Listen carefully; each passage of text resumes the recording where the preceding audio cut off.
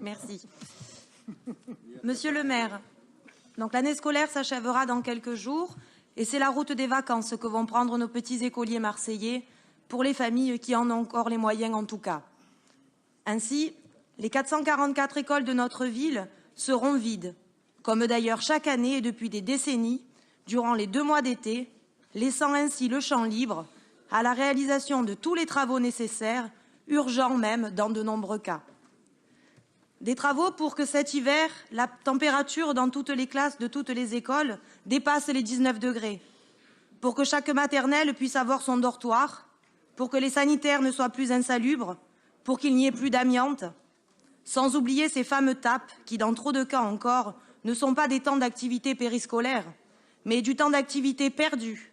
Bref, que la vie quotidienne de nos écoles soit la démonstration que Marseille est vraiment une et indivisible.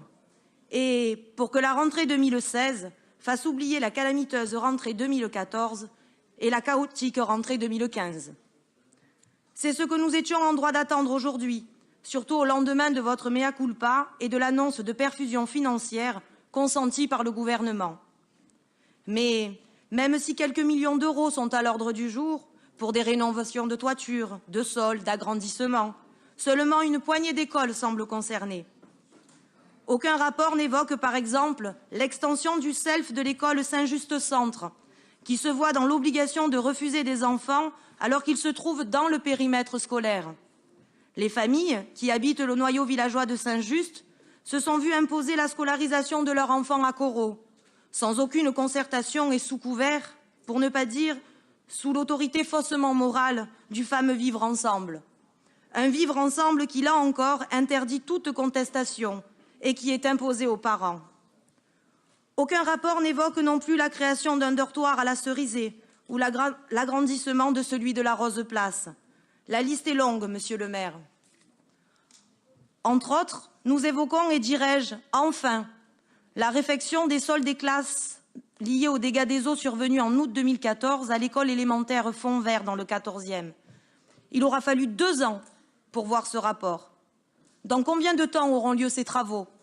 1 an, comme ce fut le cas à la maternelle Frévalon-Nord, par exemple, pour laquelle nous avions voté un rapport en juin 2015 pour des travaux réalisés en 2016. Nous évoquions aussi au dernier Conseil les études pour les écoles dites GEP, alors que ces écoles font l'objet d'une attention particulière depuis plus de 40 ans. Si patience mère des vertus, il faut être ô combien vertueux, vous le reconnaîtrez, monsieur le maire, quand il s'agit de l'état des écoles marseillaises. Dans le 13e et 14e arrondissement, les grues ne cessent de sortir de terre des ensembles immobiliers, sociaux pour la plupart. Une école aussi a vu le jour, reconnaissons-le, à Château-Gombert-Athéna, en même temps que la ZAC, et aujourd'hui la zone Einstein, sur laquelle immeubles sociaux poussent comme des champignons. Le résultat de cette politique brouillonne fait que, quelques années après sa construction, cette école est déjà saturée. Il est fort à parier qu'il en sera de même à l'école de la ZAC de Sainte-Marthe. Une seule école pour un projet qui prévoit à terme près de 3000 logements. Et je ne parlerai pas de l'absence de travaux de voirie qui a plongé le secteur dans le chaos. Vous bétonnez, vous construisez, mais n'engagez pas en parallèle les investissements nécessaires dans la voirie, dans les écoles, dans ce quotidien que nos concitoyens sont en droit d'obtenir, ne serait-ce qu'en retour des impôts écrasants dont ils s'acquittent.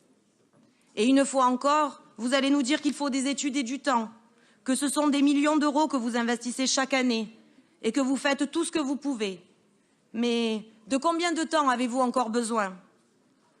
Quand les études pour l'agrandissement des SELF pour les écoles GEP votées en avril dernier seront-elles terminées? Et quand les travaux commenceront-ils? Quand aurons-nous le compte-rendu de la commission de sécurité de l'école des Oliviers dans le 13e arrondissement qui est passé il y a plusieurs semaines? Les vacances d'été doivent, entre autres, permettre une révision complète du système de chauffage, de rénover les cours, d'agrandir les SELF et les dortoirs.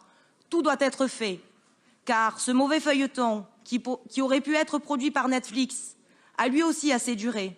Cette mauvaise série aussi doit prendre fin, car elle a le malheur d'être vraie.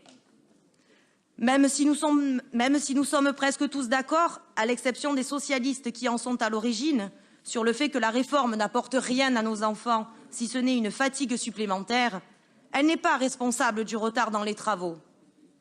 Je peux vous assurer que la bonne blague de votre adjointe, Madame Casanova, qui a voulu faire croire que si vous avez pris du retard, c'est parce qu'il y a classe le mercredi matin, cette blague, Monsieur le maire, n'a fait rire personne. L'état pitoyable des écoles ne date quand même pas de 2 ans.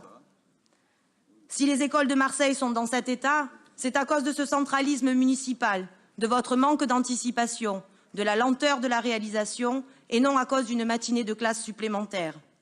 Mais peut-être que vous ne connaissiez pas la réalité. Vous l'avez vous-même avoué à demi-mot. Votre adjointe, vos adjoints, les 6 maires qui se réclament de votre majorité, eux la connaissent, et depuis toujours. Car je vous le rappelle, ce sont 3 conseils qui ont lieu chaque année dans chaque école que compte la ville. Et les demandes récurrentes y sont exposées, répétées et transmises à la mairie centrale. Si vous ne le saviez pas, c'est que vos amis vous ont caché la vérité sur l'état de vos écoles, mais aussi sur l'état de l'insécurité, du communautarisme, sur l'état de vos finances, sur l'état de vos équipements, sportifs notamment, et j'en passe. Et quand la tempête médiatique se lève, c'est le commandant qui est sur le pont et qui s'expose au vent violent. Peut-être que certains membres de votre équipage, certains de vos amis, croyant leur moment venu, font tout sournoisement pour que vous passiez par-dessus bord. Quant à la réforme, Monsieur le maire, parlons-en un peu. 2 ans après sa mise en place, quel bilan pour Marseille? Un bilan pour le moins mitigé. La fréquentation diminuant dans certaines écoles pour descendre en dessous de la barre des 50% d'élèves présents. Si certains parents semblent plutôt satisfaits de ces activités, d'autres sont beaucoup plus inquiets. Des animateurs trop jeunes, sans expérience, employant un langage trop familier, pas d'activité, des objets qui disparaissent, des cris, un climat d'insécurité. Pour finir, vous voulez augmenter le tarif de la cantine. De très peu, direz-vous, symbolique même, mais l'augmenter quand même. Comment justifier aux familles marseillaises qu'il y a une fois encore une augmentation du prix du repas, alors que cette année a été ponctuée de grèves, sans la possibilité de pique-nique comme à Sainte-Marthe ou à Saint-Jérôme, et que certaines ont dû payer une nounou pour récupérer leur enfant? Je vous demanderai alors, Monsieur le maire, de revenir sur le rapport 114 et de maintenir le tarif à 3,42 €. Et sur ce même rapport, nous aimerions comprendre la différence du prix des repas entre les 6e, 5e et 4e, 3e. Votre adjointe, n'ayant pu clairement nous répondre lors de la commission, je m'adresserai à la présidente du conseil départemental, Madame Vassal. Pourquoi cet écart? Un enfant de 6e mange-t-il moins qu'un enfant de 4e? Si tel est le cas, n'en est-il pas de même pour les maternelles et les élémentaires? Pour conclure, vous semblez naviguer à vue et additionner les rapports de principe et de communication. Un peu de travaux par-ci, un peu de travaux par-là, du saupoudrage qui bénéficie à certains ou à certaines et beaucoup moins à d'autres. Et toujours de belles paroles qui font croire qu'à Marseille, tout va pour le mieux. Et pendant ce temps, les familles ont de moins en moins confiance en l'école de la République, voire plus du tout.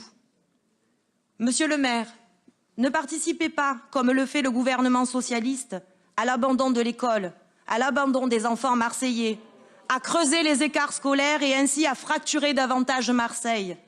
Vous devez permettre aux enfants d'apprendre dans de bonnes conditions dans les écoles publiques.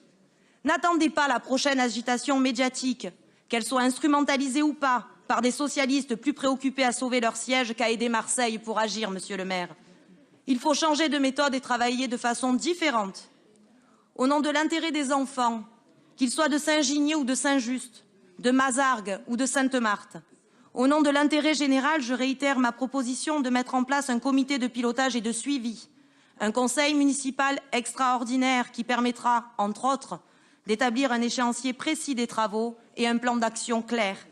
Réunissez les mairies de secteur afin d'examiner les besoins école par école, tant sur les travaux que sur l'étape.